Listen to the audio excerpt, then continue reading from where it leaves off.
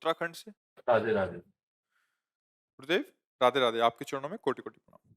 गुरुदेव, अगर कभी ऐसी स्थिति आ जाए जब हमें लगे कि हमारे बड़े लोग किसी जगह पर गलत हैं, तो क्या हमें उन्हें बोल देना चाहिए? जरूरत पड़े तो प्रार्थना कर देनी चाहिए, जरूर करनी चाहिए। मुझे ऐसा लगता है कि ये जो आप क्रिया कर रहे हैं या जो आप हमारे लिए भी आदेश कर रहे हैं, ये शास्त्र सम्मत नहीं है। आप इस पर विचार कीजिए, ऐसा बोला जा सकता है। फिर यदि वो हमारी प्रार्थना नहीं मानते हैं, तो हम भगवत भाव करके उदासीन हो जाते हैं, क्योंकि आगे फिर हमारा कर्तव्य बिगड़ जाएगा अगर हम विरोध, अपमान आदि करने लगे। पर ऐसी कोई बात हो जिसमें विरोध से ही बचाव पक्ष दृढ़ होगा। कई ऐसे विषय होते हैं, जब तक विषय खोला ना जाए तो उसका सही निर्णय नहीं होता, पर हम संकेत में कहते हैं। अगर ऐसा विषय है कि विरोध करने से धर्म की रक्षा हो जाएगी, तो फिर वो विरोध कर ही देना चाहिए। अगर ऐसा लगता है कि इस क्रिया से हमारा पक्ष नहीं बिगड़ेगा, तो हम धर्मयुक्त प्रार्थना उनसे कर देते हैं। लेकिन ऐसा लगता है कि नहीं अब बिगड़ जाएगा, फिर विरोध कर देना चाहिए। जैसे पिता है, अब पिता के द्वारा बच्चे सुरक्षित रहना ये स्वाभाविक धर्म बनता है। अगर पिता अपने बच्चे या बच्ची उनको पोषण की जगह शोषण कर रहा है, अब वहां प्रार्थना नहीं करनी चाहिए, वहां विरोध प्रकट करना चाहिए, क्योंकि अब वो दंड के अधिकारी प्रार्थना से नहीं सुधरेंगे, तो उनका दंड विधान अनिवार्य है। उनकी बुद्धि पशुवत हो गई है, राक्षसी हो गई है, और वो दंड से, साधन से ही सुधरेगी। पर ऐसे कि जैसे पिता हमारे गलत आहार खाते हैं, पीते हैं, तो हम प्रार्थना कर सकते हैं, और हम स्वयं वो नहीं करेंगे, बस इस तरह। अगर वो ऐसा है, तो फिर वो, पर हम उनका अपमान नहीं करेंगे, क्योंकि उनका गलत अभ्यास खान-पान का रहा है, वो नहीं छोड़ना चाहते हैं, पर हमें सत्संग मिल गया और हमारी समझ में आ गई कि ये नहीं करना चाहिए, तो हम स्वयं नहीं करेंगे, एक बार प्रार्थना करेंगे, बस फिर निरपेक्ष हो जाएँगे। जैसी सेवा बननी चाहिए, वो सेवा हम उनकी करते रहेंगे। पर कुछ ऐसा है जहाँ विरोध से ही बनेगा, और कुछ ऐसा है जहाँ प्रार्थना करके हमको उस बात से निरपेक्ष हो जाना चाहिए। अगर हम कटुता का व्यवहार करते हैं तो अपने धर्म से चले जाएँगे। ये दोनों बातों को अच्छी तरह समझा जाए, तो फिर बात हमसे निरपराध बात हो जाएगी। जी। अब जैसे गुरु पद है, ये मंगल भवन भगवान की प्राप्ति के लिए है। गुरु की सब आज्ञाओं का पालन करना परम कर्तव्य होता है। पर यदि कहीं ऐसा धर्म विरुद्ध आदेश है, तो हम निवेदन करें कि ऐसा ना तो कहीं गुरु के पद में विराजमान किसी महापुरुष ने आज्ञा करी है, और न ऐसा शास्त्र कह रहा है। अब मेरे इस प्रश्न का समाधान कीजिए, तो मैं आपकी आज्ञा का पालन करूं। धर्म विरुद्ध कभी गुरु आदेश कर नहीं सकता। अगर है तो तत्काल वहां प्रश्न करना चाहिए, फिर जो उत्तर उस पर विचार करें। अगर वो उत्तर शास्त्र सम्मत नहीं है, तो तत्काल दूरी बना ले। छल हो रहा है, सत्य का उपदेश नहीं है। क्योंकि कभी भी सत मार्ग पर आरूढ़ असत का उपदेश कर ही नहीं सकता। भूल न दे कुमार्ग पाऊं, बस ऐसी सूक्ष्मता से दर्शन करना है। सत्संग हमारे अंदर विवेक जागृत करता है। तो सत्संग, गुरु के वचन, संत के वचन, शास्त्र के वचन, इनका मिलान होना चाहिए। ठीक, फिर जो वचन वही मन और वही आचरण, इनका मिलान होना चाहिए। ये है कि हम गलत जगह जुड़े हैं, सही जगह जुड़े हैं, गलत आदेश है कि सही आदेश है, इन तीन बातें देखी जाती है। शास्त्र, गुरु के वचन, संत के वचन मिलने चाहिए। तस्मात् शास्त्रम प्रमाणम थे। सबसे बड़े गुरु हैं भगवान श्री कृष्णचंद्र जी, गीता जी, भागवत जी, ये सब भगवान गुरु की ही वाणी है। अगर इनसे विरुद्ध किसी की बात है, तो विचारणीय बात है, हम कहीं ना कहीं फंस रहे हैं। तस्मात् शास्त्रम प्रमाणम थे। जो सच्चे मार्ग का पथिक होगा, उसके जीवन में दंभ, पाखंड, कपट नहीं होता। जो वाणी में, वही आचरण में, और वही मन में, यही पहचान है सत्य की, कि सत्य है जो बोला जा रहा है, वही मन में चल रहा है, वही आचरण में। बोला कुछ जा रहा है, मन में कुछ चल रहा है, आचरण कुछ है, चाहे हमारा हो, चाहे आपका हो, चाहे किसी का हो, वो विश्वसनीय नहीं है, अभी सिस्टम सही नहीं है। बिन विवेक वैराग्य भक्ति बिन सत्य न एको मानो, भगवत विमुख कपट चतुराई सो पाखंड नहीं जानो। बहुत विवेक की जरूरत है। अपने पूज्यजनों के प्रति हमें पूज्य भाव रखना है, पर जहां हमको लग रहा है कि ये शास्त्र विरुद्ध है, वहां सीधे बिल्कुल डरना नहीं, सीधी बात रख देनी है, क्या ये शास्त्र प्रमाणित है? अब अगर चतुराई करेंगे तो उसी समय शब्द समझ में आ जाएगा कि अब उसको केवल संभाला जा रहा है, बात सही है नहीं। दूरी बना ले, खूब नाम जप करे, भगवत प्राप्ति हो जाएगी। तो जित बहुत बहुत विवेक की आवश्यकता है इसमें समझने की। इसका उद्देश्य अपमान करना नहीं है, अपने को बचाना है, क्योंकि अमूल्य जीवन हमारा व्यर्थ में नहीं जाना चाहिए। ये अमूल्य जीवन में भगवत प्राप्ति करना ही करना है, दूसरा कोई उपाय नहीं है। कुछ कोई हमको भय, चिंता, शोक, मृत्यु से नहीं बचा सकता। तो सही आचरण में चलना, अपने जितने सीमा के अंतर्गत आते हैं, उनके गलत आचरणों को उनको दर्शन कराना कि आप गलत हो, आप चाहो तो सुधार कर लीजिए, अगर नहीं तो हम आपसे दूरी बनाकर अपने जीवन को नष्ट नहीं होने देंगे। और जहाँ से हमारा सुधार हो रहा है, वहाँ 3 मन और वचन और कर्म, इनकी एकता होनी चाहिए। जो आप बोल रहे हैं वो आपके जीवन में है कि नहीं है, आपके मन में है कि नहीं है? अगर नहीं है, तो हम धोखे में फँस सकते हैं। और अगर तीनों एक है, उसका परिचय जब बहुत काल संग करे तो तीनों चीजें समझ में आएगी और 1 मिनट में समझ में आ जाएगी। यहाँ भगवान बैठे हैं, जिनके वचन सुनते ही हृदय में शीतलता हो जाए, जिनको नेत्रों से देखते ही ऐसा लगे कि देख तो पहली बार रहा हूँ, लेकिन बहुत बार देखा है और ऐसा लगता है ये मेरे हैं, ऐसा लगता है मैं इनको देखते रहूँ। जिनके सानिध्य में अपने अवगुण प्रकाशित होने लगे और अंदर से आने लगे कि अब नहीं करूँगा। केवल सानिध्य मात्र से, अब नहीं करूँ, वहाँ सत्य वस्तु जागृत हो रही है, वहाँ सत्य वस्तु विराजमान है। समझ रहे ना? जी। यश जी जम्मू से। राधे राधे प्रभु जी। राधे राधे महाराज जी।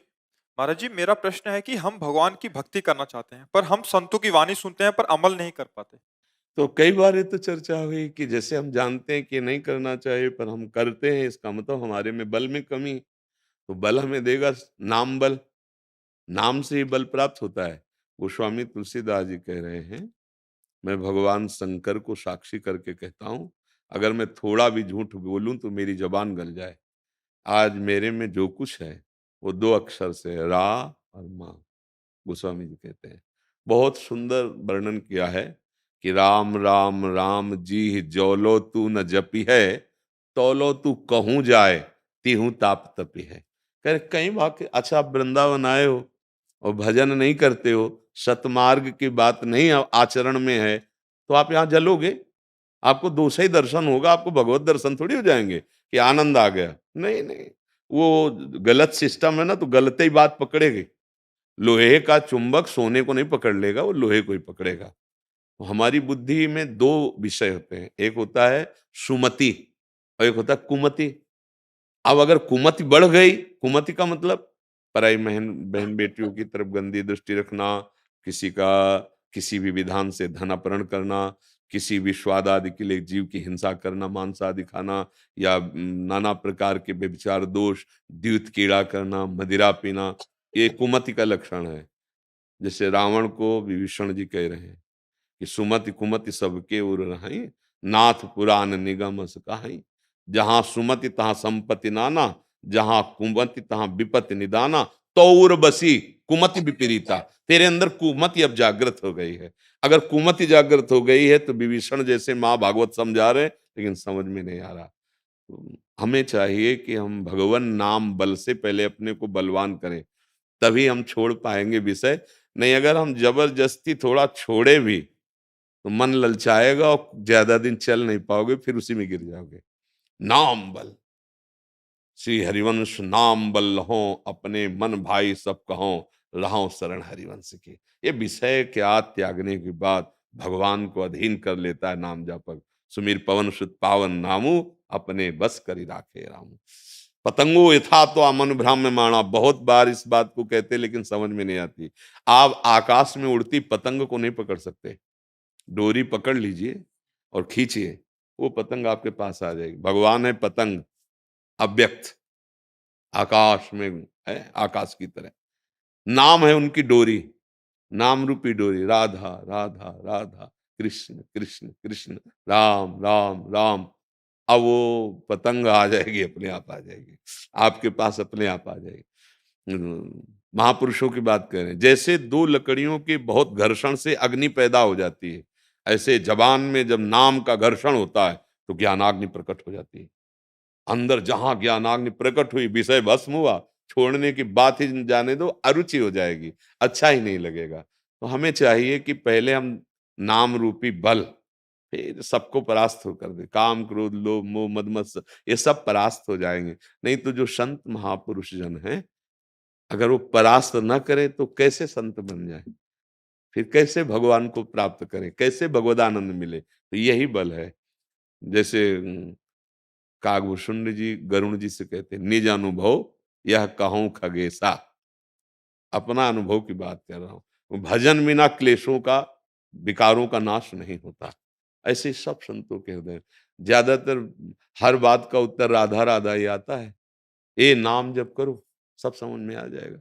जब कोई राधा बाबा से प्रश्न करता तो पहले पूछते थे कितना नाम जपते हो, वो नाम मुझे तुम उत्तर नहीं समझ पाओगे। 1 लाख रोज नाम जप करो, फिर आना 1 महीने बाद, तब आपके प्रश्न का उत्तर दें। क्योंकि थोड़ा तो बुद्धि पवित्र हो तब समझ पाओगे।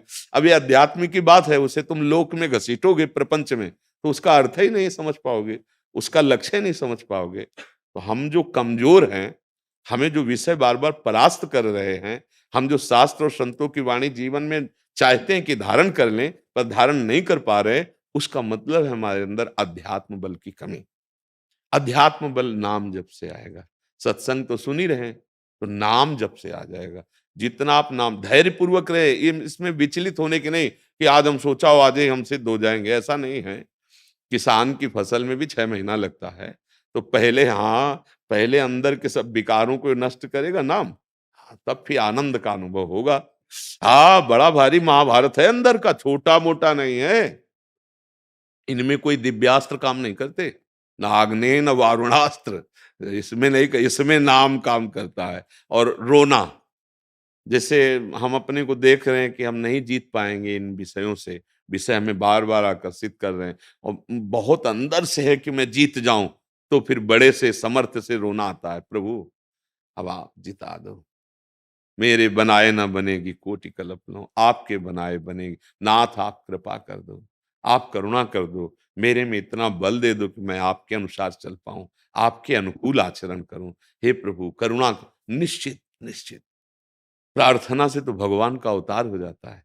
ऋषि मुनियों ने जब प्रार्थना की, भगवान अवतार ले लिए। तो हम अगर भगवान से प्रार्थना करेंगे तो हमें बल मिलेगा। अपने अनुभव की बात कह रहा हूँ। अब पूरी यौवन अवस्था तो इसी यात्रा में गई है ना, तो अब उसको देखा है कि काम क्या होता है, क्रोध क्या होता है, लोभ क्या होता है, मोह क्या होता है, इसको देखा है। अब देखा कि जब हमारे बस की बात नहीं है, खान पान नहीं, व्यवस्था नहीं, गंगा के किनारे कष्ट, फिर भी वो स्फुरण, फिर भी वो उसका अंदर से खिंचाव, तो लगा यार अगर स्फुरण है तो मतलब दुश्मन है, शत्रु है। तो गंगा जी में जैसे खड़े हुए एकांत में और प्रभु से प्रार्थना, प्रभु आप बल दो, आपके बल से हो सकता है। हमें जो चुट-पुट साधना करते हैं, इन महाबलियों को नहीं परास्त कर पाएंगे। तो ये सब उन्हीं के लड़का बच्चा है, उन्हीं से प्रार्थना करनी पड़ेगी और उनका नाम जप करना पड़ेगा। कामनाएं ही तो हमें परास्त कर रही हैं। अगर कामनाएं शांत हो जाए तो अभी दैवी संपदा आ जाए, जो भागवतिक सद्गुण है ना, वो अंदर है। निराश नहीं होना कभी भी, किसी भी स्थिति में। नाम जप करना है और भगवान के आश्रित, तो भगवान कह रहे हैं ऐसे पुरुष को या ऐसे जन को मैं स्वयं उद्धार करता हूं। साधना का बल नहीं, भगवान का। तेषाम हम समुद्धरता मृत्यु संसार, मैं उसे पार कर देता हूं। तो खूब नाम जप करो और जितने जितने कदम निकलो, बहुत मजबूत निकलो, फिर पीछे मत हटो। जैसे कह दिया कि आज से हम ये चीज नहीं खाएंगे, अब पहले इसमें कदम जमाओ। महीना 2 महीना 4 महीना बिल्कुल फिट देखा कि बिल्कुल अरुचि हो गई, अब आज से ये नहीं पिएंगे, अब उस पे कदम जमाओ। एक एक कदम जमाओ और जिसको छोड़ो फिर दोबारा जिंदगी में स्वीकार मत करो, निकल गए। ऐसे निकला जाता एकदम, जैसे कि एकदम, एकदम ब्रेक मारने में रफ्तार से चलती हुई गाड़ी में पलटने का भय होता है, नहीं होता है? एकदम ब्रेक, तो इसीलिए कहा गया है, सहित सहित बाढ़े भगति ग्रेतन गुरुहित। आज सुना, अब शुरू हो गया हमारा त्याग। धीरे धीरे धीरे अंतराय बनाना शुरू किया, अंतराय बना के धीरे धीरे धीरे एक एक विषय पर जो गंदी बातें हमारे अंदर है, आज से ये नहीं, ठीक।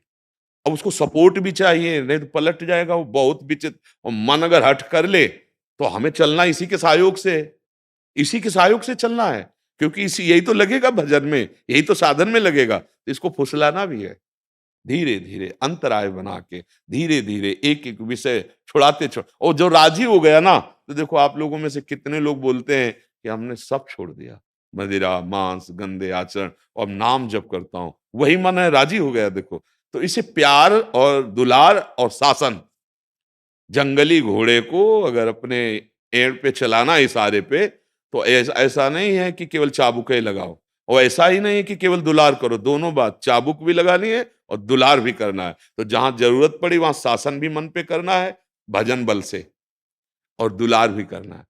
अगर वो धर्मयुक्त विषय मन कह रहा है कि आज रसगुल्ला खाएंगे, तो ये कोई अधर्म तो नहीं ना, ठीक है, हमारा सहयोग करो, इतना माला जप लें, इतना कार्य कर लें, और लाए ठाकुर जी को भोग लगा दिया, पवा दिया।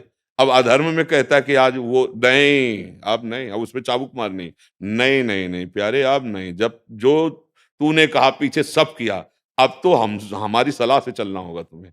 तुम्हारी बात अगर हमसे मिलती है तो हम हाँ कहेंगे, और नहीं मिलती तो नहीं कहें। एक दिन वश में हो जाएगा मन। अगर वश में ना होता तो भगवत प्राप्ति कैसे हो संतों को?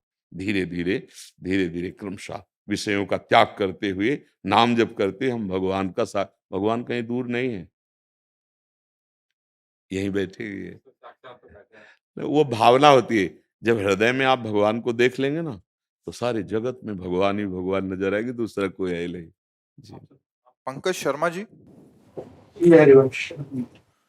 गुरुदेव भगवान आपके चरणों में सादर दंडवत प्रणाम। गुरुदेव, क्या गुरु अवज्ञा और गुरुद्रोह एक ही बात है? क्योंकि बहुत प्रयास करने पर भी अपने जीवन को गुरु आज्ञा या उपदेश में चलाने में चूक ही हो आज जाती है। सेवक जी महाराज कह रहे, तेन बचन मानत गुरुद्रोही, निस्दिन करत आपनो भायो, इत परमार्थ न उत व्यवहार, बीच ही बीच जो जन्म गमायो। तो यहाँ द्रोह शब्द तो अवज्ञा करने का ही लिखा हुआ है। तेन बचन मानत गुरुद्रोही, निस्दिन करत आपनो भायो। क्या गुरुद्रोह है? अपनी मनमानी करना और गुरुदेव की आज्ञा के अनुसार ना चलना। अगर ऐसा है तो गुरुद्रोही तो प्रकट हो रहा है। अब अगर हम अपने को असमर्थ मान करके और गुरु आज्ञा पर चलने की चेष्टा करें तो चल जाएंगे, क्योंकि आज्ञा के साथ सामर्थ्य भी तो होती है। पर जब हमारा मन अवज्ञा करने लगता है तो फिर वो सामर्थ्य का अनुभव नहीं होता। नहीं, हम सब गुरु कृपा से ही तो बढ़ रहे हैं। परमार्थ में चलना तो गुरु कृपा से ही होता है ना, और वो कृपा है, बस हम थोड़ा मनमानी करना बंद कर दें। मनमानी करने से ही तो गुरुद्रोह प्रकट हो जाता है। तेन बचन मानत गुरुद्रोही, बचन मानत न, तो शब्द आगे आ गया गुरुद्रोही। अब निस्दिन करत आपनो भायो, तो फिर इत व्यवहार न उत परमार्थ, बीच ही बीच जन्म गवायो। जो धर्मिन सो प्रीति करत नहीं, कहा भयो धर्मी जो कहायो। करो श्री हरिवंश उपासक संग, जो प्रीति तरंग सुरंग बहो। संग भी हो रहा है तो गुरुद्रोह कैसे हो रहा है, ये मन में देखना है आपको। गुरुदेव की सम्यक आज्ञा का पालन, यदि जो नहीं हो पा रहा उसका निवेदन कि भरसक प्रयास कर रहा हूं आपकी कृपा बल से, पर इसमें हमसे त्रुटि हो रही, पर जीवन भर प्रयास करता रहूंगा, तो वो गुरुद्रोह लागू नहीं होगा। समझ रहे? जैसे कहा गया कि आप अखंड ब्रह्मचर्य रहिए किसी उपासक से, और पूर्वाभ्यास बस उससे त्रुटि हो रही, और वो छिपाए नहीं कि पूर्वाभ्यास बस त्रुटि हो रही है, हम बहुत प्रयास कर रहे हैं और जीवन भर प्रयास करते रहेंगे, पर इसमें सफलता आपकी कृपा कोर से होगी। द्रोह नहीं पैदा होगा, गुरुद्रोह नहीं पैदा होगा, प्रयासरत है और एक दिन निकल जाएगा। क्योंकि माया की फिसलन ऐसी है कि हमें फिसला सकती है। गुरुद्रोह का मतलब होता है बिल्कुल दिमाग में बात है कि मना किया गया है और हम हर्षपूर्वक कर रहे हैं। अगर हमसे हो भी रहा है उनके विरुद्ध आचरण, तो बहुत जलन, पश्चाताप, दुख, और जब वो मिले तो उनसे निवेदन, या फिर एकांत में जहां हो वहीं से निवेदन, क्योंकि गुरु सर्वत्र व्याप्त तत्व है ना, वो वहीं पकड़ लेगा आपको। तो फिर गुरुद्रोह नहीं लागू होगा। जब हम हर्षित होकर मनमाने आचरणों में बढ़ते चले जाते हैं तो वही द्रोह फिर परमार्थ को अंतर ध्यान कर देता। न भजन में रुचि, न धाम में रुचि, न गुरु में श्रद्धा, न शास्त्रों की बात, एक मतलब नकारात्मक सोच का दिमाग पर पूरा अधिकार हो जाता है। तो इस पर तो सावधानी रहना चाहिए। जो गुरुजन वचन दे दे, अगर पूर्ण नहीं हो रहा तो अपनी बात उनसे सामने रख दे, ये हमसे त्रुटि, मान लो बात करने का समय नहीं है तो एकांत में गुरुदेव को पुकार कर वो बात उनसे रख दे। गुरुदेव, ऐसा नहीं कि जीवन में कोई साधन का नियम नहीं है, लेकिन जब वो निष्ठा के साथ में पूरा नहीं होता तो उसकी जलन और घुटन। हाँ, अगर जलन होती रही तो द्रोह लागू नहीं होगा। बस बात यहां समझना है। हमारा शब्द एक एक समझोगे तो उसमें हर्ष पूर्वक मनमानी आचरण करना, और दिमाग में है कि ये नहीं करना चाहिए, या दिमाग में है कि इतना करना चाहिए, बस, तो हम उसको अंदर से, जैसे आप दुखी हुए तो वो द्रोह नहीं है, हमारी असमर्थता है। हम असमर्थ हैं, समर्थ आप हो, कृपा करो मैं आपकी आज्ञा का पालन कर पाऊं, मेरे हृदय में पूरा प्रयास है, तो ये द्रोह नहीं कहा जाएगा। द्रोह तब कहा जाएगा जब वचन की अवहेलना, मनमानी में हर्षित होकर लग जाना, फिर वो द्रोह पैदा हो। तो न व्यवहार बना, न परमार्थ बना। तो इसलिए सेवक जी महाराज उसे कह रहे, इसमें बहुत सूक्ष्मता होती है, निर्णय की बड़ी सूक्ष्मता होती है। वही हो रहा है जिसे गुरुद्रोह कहते हैं, पर अंदर से जलन है, प्रयास है कि हम उनकी आज्ञा का पालन करें। गुरुद्रोह लागू नहीं होगा, क्योंकि हमारा प्रयास है कि हम उनकी आज्ञा का पालन करें। हम असमर्थ हो रहे हैं तो हम उनको पुकारें, उनसे प्रार्थना करें, तो हम आगे बढ़ेंगे। ये असमर्थता स्थायी नहीं है, क्योंकि हम समर्थ की शरण में, तो असमर्थता हमको कब तक पकड़े रहेगी? एक दिन तो हमारे अंदर वो बात आ ही जाएगी, और ये गुरु कृपा से आती है। अपने लोगों ने जीवन में देखा है कि बड़ा प्रयास करने पर जहां हम पूर्ण सफल नहीं हो पा रहे, वहां गुरु कृपा से एकदम बात बन गई। वो कृपा होती है, और कृपा है। अगर कृपा न होती तो ये धाम, आश्रय, उपदेश, मंत्र, ये मिलने का सवाल ही नहीं था। कृपा है, अब हम अपने को धीरे धीरे आज्ञा पर चलने का प्रयास करते रहे तो गुरुद्रोह नहीं लागू होगा। और एकदम विपरीत भाव में आकर के फिर मनमानी, तो फिर गुरुद्रोह लागू हो जाता है। तो आप निश्चिंत रहिए, हमें तो नहीं लग रहा कि गुरुद्रोह लग सकता है आप जैसे उपासकों में, नहीं लगता है ऐसा। हाँ, बस मनमानी से बचिए और प्रयासरत रहिए। गगनप्रीत जी, चंडीगढ़ से।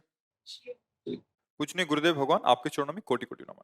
गुरुदेव भगवान, कभी मन की स्थिति ऐसी हो जाती है कि श्री जी ही हमारा सब कुछ है, पर कभी कभी ऐसा मन हो जाता है कि नाम जप में मन ही नहीं जुड़ता और हर समय एक भय सा लगता रहता है कहीं कोई गलती ना हो जाए। हाँ, ये तो कई बार सत्संग में कह चुके हैं कि मन का बड़ा विचित्र स्वरूप है। कभी इसे वैराग्य अच्छा लगता है, कभी भोग अच्छा लगता है, कभी भजन अच्छा लगता है, कभी संसार अच्छा लगता है। जब तक भगवत प्राप्ति नहीं होती, मन निर्मल नहीं होता, तब तक ये श्री ध्रुवदास जी ने वर्णन किया है। कबहू तो थोरो भजन, कबहू होत विशाल, मन को धीरज छुटे नहीं, गाहे न दूजी चाल। कभी तो ऐसा होता है कि भजन में मन ही नहीं लगता, कभी थोड़ा भजन हो जाता है, कभी बहुत भजन में मन लग जाता है। तो इसका कारण है 3 गुण।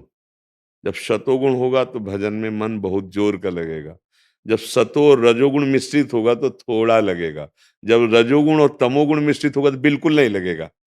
हमको परेशान नहीं होना। जब हमारा मन भजन में ना लग रहा हो तो जबान में तो नाम चला सकते हैं ना, मन लगे चाहे ना लगे, राधा राधा राधा राधा, गाहे न दूजी चाल, इस पर ध्यान देना है।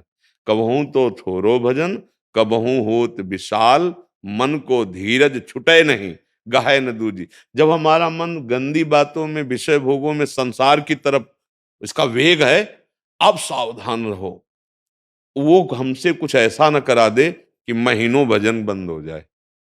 इसका इसका बहुत बड़ा विचित्र स्वरूप है मन का। भजन करते करते एकदम इसमें उद्दंडता आई, आप कहोगे भजन करते करते? हाँ, जैसे विपरीत पार्टी को, विपक्ष को हम जब गिराने की कोशिश करेंगे तो अपनी ताकत पूरी नहीं लगा देगा। तो अभी मन विषयाभिलाषी विषय भोगी मन है। अब इसको हम राधा राधा राधा, तो ये पूरी ताकत लगाएगा कि राधा राधा बंद हो जाए और विषय चिंतन होने लगे। अब ये भजन में नहीं उस समय लग रहा है, तो अब हमको ऐसा उपाय ढूंढना चाहिए कि उसमें मन के सपोर्ट की जरूरत न पड़े। वो है भगवान नाम कीर्तन, वो है जोर जोर से नाम कीर्तन करना, यही उपाय है। राधा राधा राधा राधा, अब मन लगे ना लगे, खूब चिल्ला रहे ना, राधा राधा राधा, थोड़ी ही देर में सतोगुण आ जाएगा, सात्विक वृत्ति आ जाए, फिर मन शांत हो जाएगा। दूजी चाल न, अब के आज मन तो नहीं लग रहा, चलो हम ऐसे अमुक मनोरंजन, चलो आज तो उनके पास चलते हैं, बैठते हैं चल के, प्रपंच की बातें कर, गाहे न दूजी चाल। क्योंकि अगर कहीं कोई ऐसा गलत आचरण बन गया तो महीनों के भजन में वो पर्दा डाल देगा, और अगर कहीं अपराध बन गया तब तो और भी फिर भजन में रुचि नहीं। तो गाहे न दूजी, उस समय आपको अपने को संभालना है, ऐसा संग नहीं करना, ऐसे व्यक्तियों से नहीं मिलना जिससे हमारी वृत्ति बिगड़ जाए, क्योंकि बिगड़ी हुई वृत्ति है। अब हमको नाम कीर्तन करना है या कुछ न बने, तो एकदम एकांत होकर शांत मौन धारण करके कुछ मिनट, मन लगे ना लगे, तो आप देखो वो बदल जाएगा। ये स्थायी नहीं होता, आगमा पाइनो अनित्यास, ये आने जाने वाले हैं, ये स्थायी टिकेंगे नहीं। कभी भजन में जैसे भाव बढ़ रहा है, तो ये अभी स्थायी भजन नहीं है, सात्विक है, सतोगुण से है, और अभी जहाँ गुण परिवर्तन हुआ तो बदल जाएगा। बस साधक को इसीलिए पहले जबान का अभ्यास करना चाहिए। पूज्य हम्म, पूज्य गुरुदेव, अगर मन स्थायी लगे, हमें पता कैसे चलेगा कि हमारा मन स्थायी लगा है? पेट भर जाता है तो किसी दूसरे से प्रमाण लेना पड़ता है क्या कि मैं छक गया? और जब नाम जप करते हैं तो ऐसा लगता है कि कोई सत्संग सुने या फिर शास्त्र स्वाध्याय करे। हाँ, क्योंकि उसका स्वरूप है चंचल, तो वो एकाग्रता पूर्वक नहीं लगता है। तो अगर शास्त्र स्वाध्याय के लिए कह रहा है तो कर लेना चाहिए, क्योंकि वही है, भजन के अभ्यास में आता है। सत्संग की बात कर रहा है तो सुन लेना चाहिए, पर कुछ मिनट के लिए इसको नियम में बांधना चाहिए कि भाई इतने माला तो हमको जप करना है। अब इतने माला में ना हम सत्संग सुनेंगे ना पाठ करेंगे, तुम्हें जपना पड़ेगा। अब जैसे उसका मोबाइल चला लिया और नाम जप हम कर रहे हैं, तो ये दोनों जगह से बच के तीसरी जगह चला जाएगा, क्योंकि उसने तुम्हें, और जब इसे एक ही जगह लगाओ, राधा राधा राधा राधा ही ध्यान में, राधा ही नाम हमारी जिह्वा पे चल रहा, उसी को हम सुन रहे हैं, तो इसको बड़ी मुश्किल पड़ेगी मन को, ये फिर एकदम विचलित करेगा आपको। इसीलिए सबसे ज्यादा कठिन कार्य है नाम जप करना। तो अभ्यास अगर नहीं मन लग रहा है तो हमको जब नाम जी है जप जागे जोगी, अगर जबान से हम नाम जपते रहे तो मोह निद्रा खत्म हो जाएगी। और जबान पे नाम है तो अंदर भी प्रकाश और बाहर भी। राम नाम मणिदीप धर, जी है देहरी द्वार, तुलसी भीतर बाहरो, जो चाह सुझिया। हाँ, तो आप समझ गए बच्चा? हाँ। कुमारी राधा पांडे जी, राधे। गुरुदेव आपके चरणों में कोटि कोटि प्रणाम। राधे राधे। महर्षि, कर्मण्येवाधिकारस्ते मां फलेषु कदाचन, बिना फल के इच्छा के कर्म कैसे संभव है? क्योंकि जब इसलिए तुम्हें असंभव लग रहा है क्योंकि तुमने अपने को देह मान लिया है ना।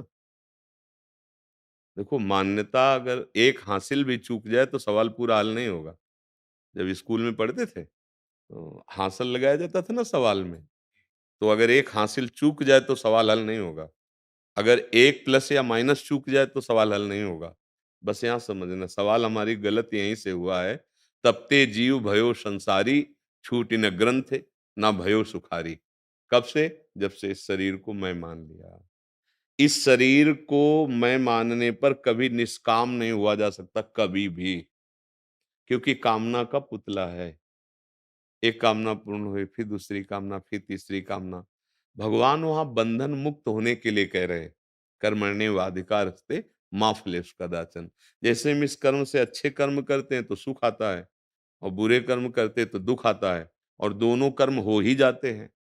ऐसा नहीं किसी से अच्छा ही अच्छा होता रहे, किसी से बुरा ही बुरा होता रहे, क्योंकि ये शरीर बना है, जाने अनजाने में कुछ न कुछ बुरा हो जाता है और कुछ पुण्य हो जाता है, सुख हो जाता है। तो ये दोनों ही तो हमारे बंधन के कारण है। स्थायी तो ना सुख है और ना दुख है। आगमा पाइनो अनित्यास, ये आने जाने वाले नाशवान हैं। तो हमको अब ऐसी कोई गति प्राप्त करनी है जो सुख दुख से ऊपर है। अखंड प्रसन्नता, अखंड आनंद, असीम सुख, वो है श्री भगवान। अगर भक्ति से चले तो है भगवान, भगवान का नाम, भगवान का रूप, भगवान की लीला, भगवान का धाम, और भगवान के लिए हम जो कर्म करते हैं, बड़ी अपार सामर्थ्य आ जाएगी इसी कर्म में। भगवान उसका बड़ा गुप्त रहस्य है, कर्मण्येवाधिकारस्ते मा फलेषु कदाचन। तुम फल की इच्छा ना रखो बस, फल तो मिलेगा ही मिलेगा। खेती में बीज बोया है तो फल दे के ही रहेगा, अगर नष्ट ना हो जाए तो बीच में। कर्म चल रहा है, अगर कोई अपराध बन गया तो बात अलग की है, नहीं तो फल दे के ही रहेगा। तुम फल की अगर इच्छा नहीं करोगे तो तुम्हें ये स्थिति प्राप्त हो जाएगी। सुख दुखे समे कृत्वा लाभा लाभो जया जयो।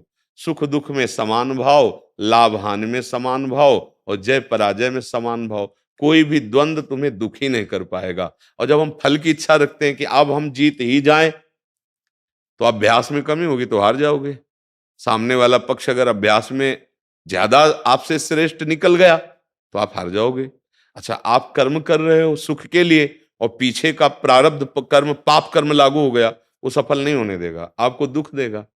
अगर आप फल की इच्छा में ही पूरे निर्धारित हो, जैसे विद्यार्थी फल की इच्छा कि मैं परीक्षा में पास हो जाऊं, अब अभ्यास कमजोर किया और फेल हो गया।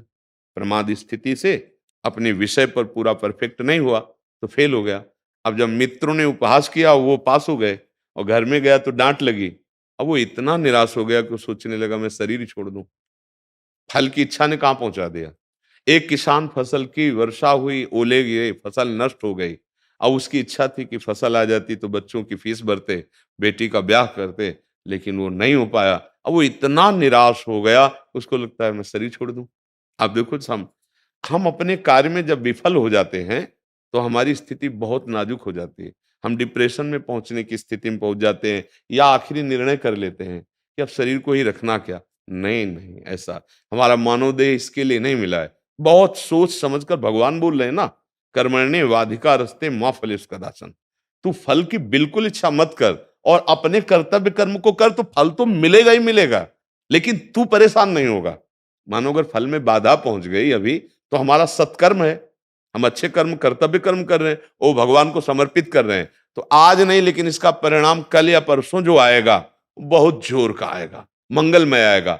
अगर हम केवल फल पर इच्छित हैं तो अब हमको ये दिखाई दे रहा है कि परिणाम तो आया नहीं। अब हमारी अश्रद्धा भगवान पे हो सकती है, हमारी चिंता शोक का कारण बन सकता है, कर्तव्य का फल ना ना मिलेगा, पक्का मिलेगा वो। पर तुम्हारी इच्छा होने के कारण तुम तत्काल दुखी या सुखी हो सकते हो। मिला तो फूल गए, ये भी दोष है। हर्षित हुए तो शोकित होना पड़ेगा, अगर हर्षित नहीं हुए तो शोक होगा ही नहीं। अगर किसी से राग नहीं तो द्वेष होगा ही नहीं। अगर काम नहीं तो क्रोध होगा ही नहीं, क्योंकि इन्हीं से प्रकट होता है। तो भगवान का जो वचन है वो हमको द्वंद्वों से मुक्त करने के लिए, पाप पुण्य से मुक्त करने के लिए, दुख सुख से ऊपर उठाने के लिए, अगर हम विवेक जागृत कर लें सत्संग के द्वारा, तो हम सुख दुख में समान भाव कर सकते हैं, पूर्ति अपूर्ति में समान भाव कर सकते हैं, तो हम जीवन मुक्त हो जाएंगे। कर्म हमें बांध नहीं पाएगा। ये जो भगवान वर्णन कर रहे हैं ना, ये कर्म बंधन ना हो इसलिए कह रहे हैं कि इच्छा ही तुम्हारा कर्म बंधन है, इच्छा रहित हो जाओ। देखो, तुमने इच्छा नहीं की बाल्यावस्था से जवानी में आने की, जवानी से बुढ़ापा में आने की, बुढ़ापा से मृत्यु में, एक सिस्टम है, चल रहा है ना, चल रहा है। तुमने कभी इच्छा नहीं की कि मुझे दुख मिले, लेकिन मिल रहा है ना, सिस्टम है। जो हमने बो दिया है वो हमें काटना पड़ेगा। तो अब हम अच्छा बो रहे हैं, अब हमें चिंता नहीं करनी।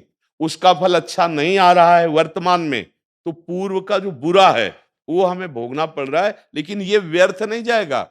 ये अगर जोर का हो गया तो पूर्व वाले को नष्ट भी कर सकता है, और सुख ही सुख आगे मिलेगा, परम आनंद मिलेगा। इसलिए भगवान कह रहे हैं फल को हेतु मत बनाओ। अगर फल को हेतु बनाओगे तो कृपणा फल हेतवः, वो बहुत कमजोर हो जाएगा, दैन्य हो जाएगा। आप क्या, एक विचरण जब कर रहे थे तो एक गांव में किसी की भैंस मर गई थी, तो पूरा परिवार रो रहा था, बच्चा पत्नी और सब। तो उसी गली से निकलना, तो क्यों रो रहे हैं लोग, तो बोले इनकी भैंस मर गई। क्या, अब बेचारे की एक ही भैंस थी और वो दूध से पूरा परिवार चला रहा था, अब वो मर गई। अब तो अपने को समझ रहे ना कि पूर्ण रूप से हम, पूरा परिवार व्यथित था। भगवान यही समझा रहे हैं, हमारे कर्म के अनुसार परिणाम आया, हमें निराश नहीं, हम लेबरी कर लेंगे, लेकिन हमको निराश नहीं होना। आज ये अवसर आया है दुख का, कल कोई सुख का अवसर आएगा, ऐसा हम विश्वास करें और फिर हम कर्म में लग जाएं। मान लो मेहनत करने लगे तो 500 रुपया मिलता है लेबरी में, तो हमारा परिवार चल जाएगा। हमको परिवार को नष्ट करने की बात नहीं आनी चाहिए, हमको अपने को नष्ट करने की बात नहीं आनी। आज समय गिरा है, देखो एक दिन सुदामा जी का समय था कि कई कई दिन भोजन नहीं मिलता था परिवार को, और समय बदला तो जैसी द्वारिकापुरी वैसी सुदामापुरी भगवान ने बना दी। थोड़ा धैर्य रखें, थोड़ा इंतजार करें। अगर हम फल पर दृष्टि रखेंगे तो इंतजार नहीं करेंगे, हम जीत ही जाएं, प्रयास तो यही रहता है। पर थोड़ी गुंजाइश रखें कि अगर हम हार गए तो अगली बार अभ्यास करेंगे। अगर हम केवल जीतने का ही, हार की सोचा ही नहीं है, तो फिर हम जब हार जाएंगे तो बहुत निराश हो जाएंगे। अच्छा, संसार क्या है? बस जीत पर ही लक्ष्य रखता है, सुख पर ही लक्ष्य रखता है, उन्नति पर ही लक्ष्य रखता है, और ये जानता नहीं कि पीछे के कर्म जो हमारे हैं वो उन्नति और जीत और सुख तीनों में बाधा पहुंचा देंगे। तो हमको मजबूत रहना है। जैसे युद्ध में जाया जाता है ना, कुश्ती में जाया जाता है, तो 99% तो जीतने की आशा होती है, पर 1% ये भी होता है कि हो सकता है कि हमको परास्त कर दे। देखो अर्जुन को कह रहे हैं कि देखो, जीते तो स्वर्ग का सुख भूमि का सुख मिलेगा, और अगर हारे मरे तो स्वर्ग को जाओगे। रास्ता रखा, भगवान होते हुए भी उनको कह रहे कि यदि तू जीत गया तो भूमि सुख, अगर हार गया, मारा गया, तो तू स्वर्ग सुख पाएगा। दोनों में तेरे को लाभ है। अगर युद्ध नहीं करेगा तो तेरी निंदा होगी, प्रकृति जबरदस्ती तेरे से करवा ले। कर्म के बिना कोई रह नहीं सकता। तो हमें अपना कर्तव्य कर्म करना, हिम्मत ये रखनी है कि जो होगा देखा जाएगा। परिणाम में यदि हम हारते हैं तो बराबर हार नहीं आएगी, क्योंकि बराबर सुख नहीं आता, बराबर जीत नहीं होती किसी की भी। कहीं ना कहीं तो एक ये सिस्टम है, जैसे बराबर दिन नहीं रहता, ऐसे बराबर दुख नहीं रहता, बराबर हार नहीं रहती, बराबर निराशा। सबके जीवन में कभी सुख का अवसर आता है, कभी दुख का अवसर आता है, पर भगवान यहाँ जो आदेश कर रहे हैं वो सुख दुख से ऊपर उठने के लिए, एक ऐसे आनंद में कि बड़े से बड़े दुख को सह जाओ, बड़े से बड़े सुख में अभिमान न करो, फूलो ना। क्योंकि भगवान है ना, वो आपको परम सुख की बात बता रहे हैं। किसका प्रश्न था, तो आप समझ पा रहे हैं जी। आरबी सिंह, राधे राधे जी। गुरुदेव आपके चरणों में कोटि कोटि नमन। महाराज जी, ईर्ष्या मनुष्य का बहुत बड़ा अवगुण है, जो कि मुझ में भी है। इसको मैं कैसे दूर करूं? भगवत भाव से सारे दोष नष्ट हो जाते हैं। ईर्ष्या, मात्सर्य, ये बहुत ही दिग्विजयी योद्धा हैं। ये बड़े बड़े साधकों में भी होते हैं, उपदेश करने वालों में भी पाया जाता है। नहीं, मत्सरता, मेरे से आगे बढ़ा जा रहा है। ईर्ष्या, मत्सरति, मेरे से आगे जा रहा है। ये हर जगह पाया जाता है, केवल भगवत प्राप्त महापुरुष में नहीं हो सकते। अन्यथा कंचन तजना सहज है, सहज तिया का नेह, मान बड़ाई ईर्ष्या दुर्लभ तजनाए। महापुरुषों ने वर्णन किया कि मान बड़ाई ईर्ष्या दुर्लभ तजना ए। अब ये तज सकते हैं जब हम सामने वाले में केवल अपने प्रभु को देखें, दूसरा उपाय नहीं है। जब हम अपने आराध्य देव को देखेंगे तो ये बात कि मेरे से आगे निकल, ये अपने प्रभु के प्रति कैसे भाव आ जाएगा?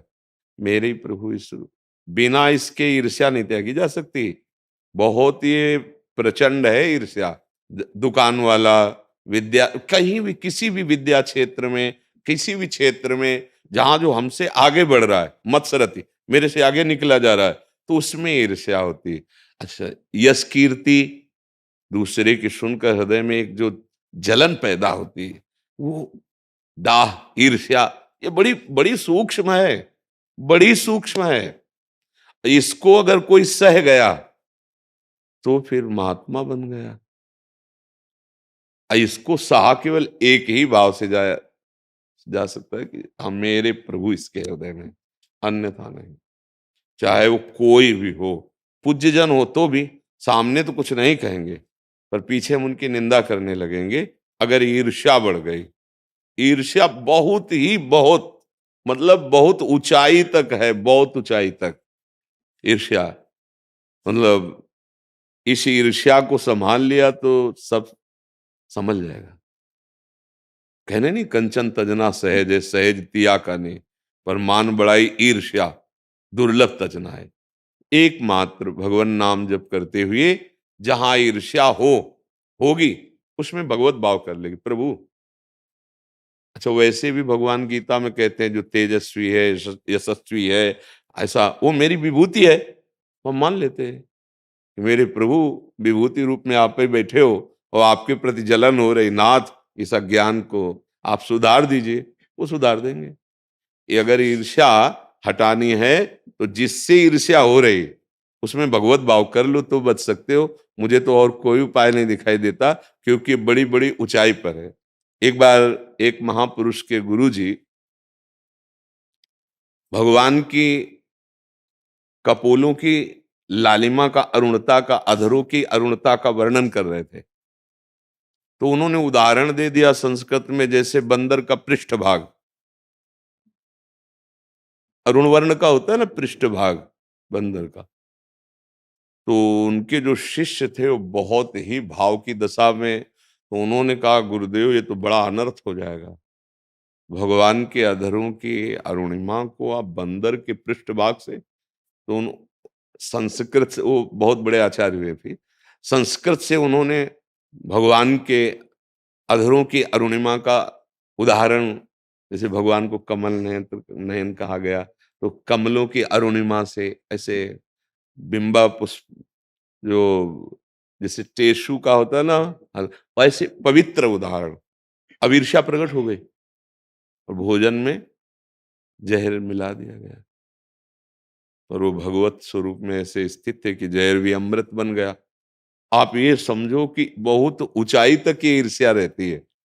अगर भगवत भाव ना हो तो ईर्ष्या हटाई नहीं जा सकती, नहीं हटाई जा सकती।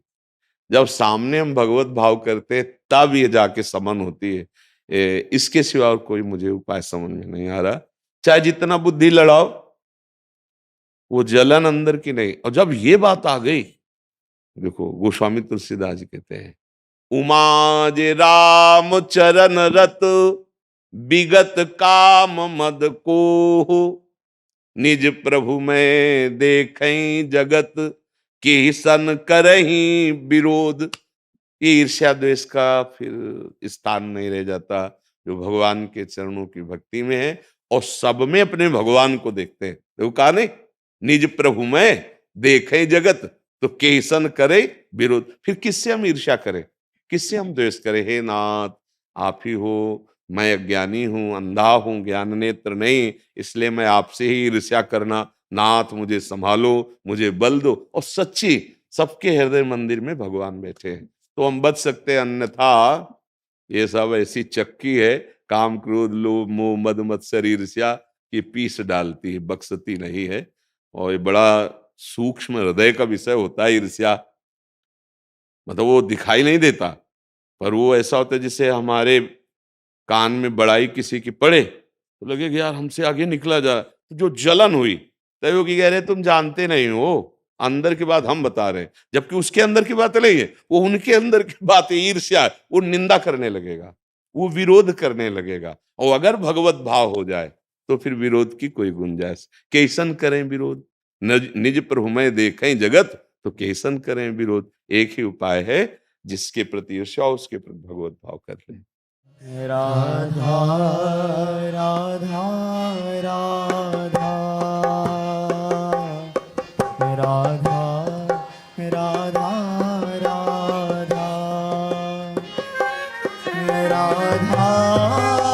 राधा राधा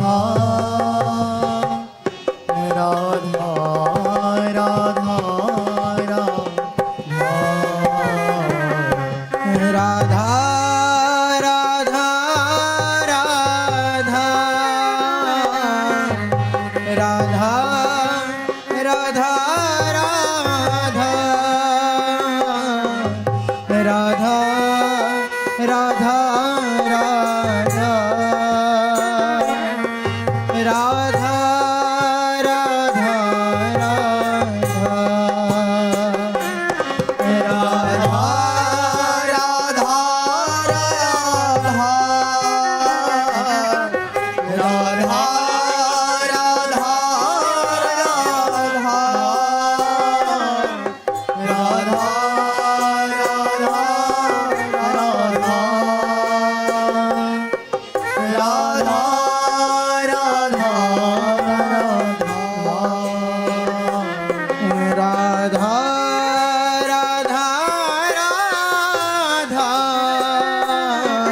राधा राधा राधा राधा राधा राधा राधा राधा राधा राधा राधा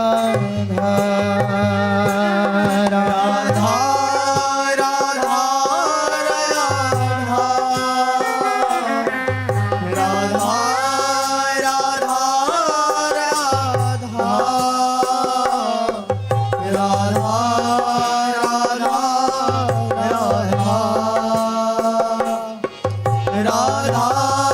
राधा राधा श्री राधा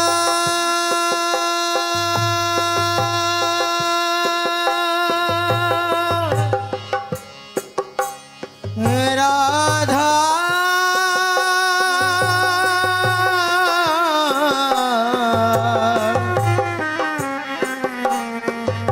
राधा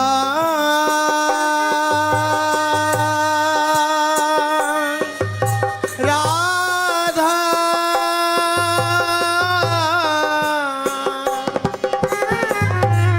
राधा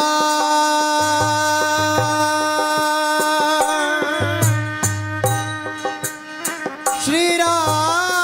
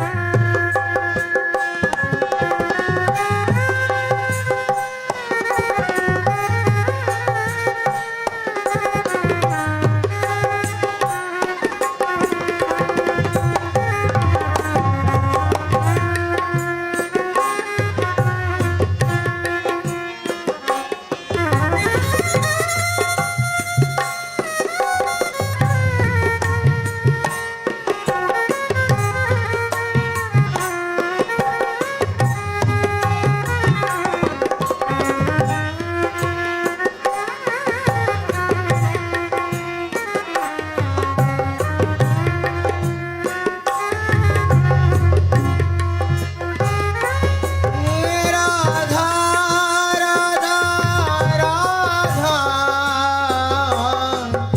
राधा राधा राधा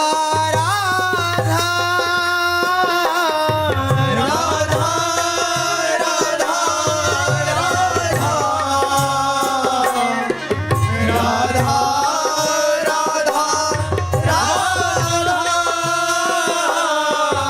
राधा